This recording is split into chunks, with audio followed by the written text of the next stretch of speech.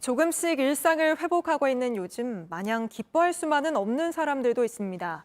일거리가 없어진 마스크, 진단키트 제조업체 노동자부터 아직 복직하지 못한 코로나 해고 노동자들이 바로 그렇습니다.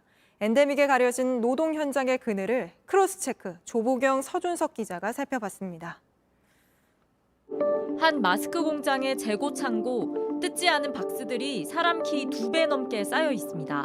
지금 여기는 한 20만 장, 그러니까 만 1년 됐네요. 다른 공장의 창고도 상황은 비슷합니다.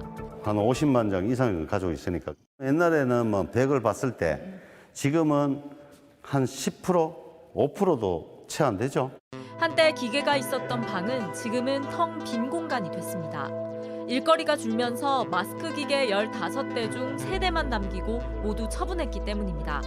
장비는 어차피 걷어서 고철 처리해서 몇 푼이라도 건져야 되니까. 마스크 제조 업체가 만약 100이었다면 지금은 거의 한 80%는 뭐 도산을 하거나 기계를 처분하거나 뭐 그런 상황이고. 코로나 시대 10배 가까이 늘어난 마스크 제조업체 대부분이 업종 전환이나 폐업을 결정할 수밖에 없는 상황에 놓였습니다. 진단키트 제조업체 공장에서 야간 근무를 하던 A씨는 얼마 전 회사로부터 사실상 나가달란 말을 들었습니다. 계약 기간은 아직 7개월가량 남은 상황이었습니다. 회사 측은 남으려면 주간 근무를 하라고 했습니다. 대신 임금은 절반으로 줄어듭니다. 동료들 수십 명이 위로금 192만 원을 받고 회사를 나갔습니다. 저희한테는 선택권이 없다고 하는 게 되게 억울하단 말이에요.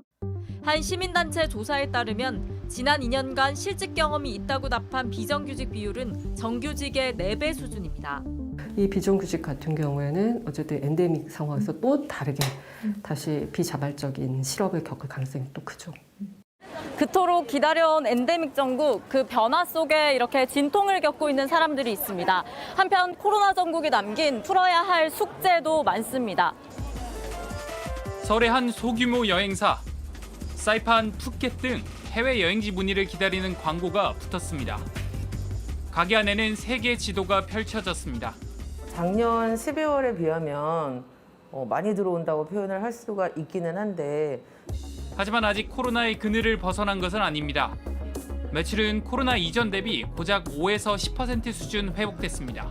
이제 예약까지 진행이 되는 경우는 그렇게 흔하지는 않고요. 해외 나가셨다가 입국 48시간 이전에 PCR 검사를 하셔야 합니다라고 말씀드리면 다들 그냥 뒤돌아서 가세요.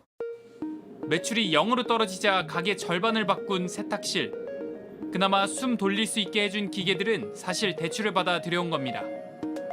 여행 매출이 아직 지지부진한 사이 대출 만기는 점점 다가오고 있습니다. 동굴의 터널을 다 지나왔는데 저 앞에 빛이 보이기 시작했는데 거기까지 갈 힘이 없어서 내려놓으시는. 해고 노동자 김계월 씨의 아침은 700일 넘게 종각의 한 빌딩 앞에서 시작됩니다. 기내 청소를 맡았던 김 씨는 회사의 무급 휴가를 반대하다가 해고당했습니다. 법원이 복직 명령을 내렸지만 회사는 여전히 김 씨를 부를 생각이 없습니다.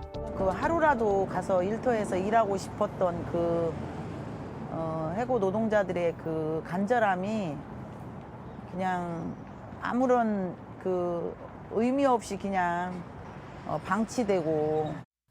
코로나가 한참일 땐 회사도 어렵겠지 하고 이해해 보려고도 했습니다. 하지만 비행기가 다시 해외로 출항하는 지금까지 일터로 돌아가지 못했습니다. 그 사이 함께 싸운 노동자 3명은 길거리에서 정년을 맞았습니다. 해결의 실마리가 보이지 않는 그 답답함 속에서 지금까지 투쟁을 계속 이어가고 있잖아요. 힘들어. 그게 제일 마음이 참 많이 힘들어요.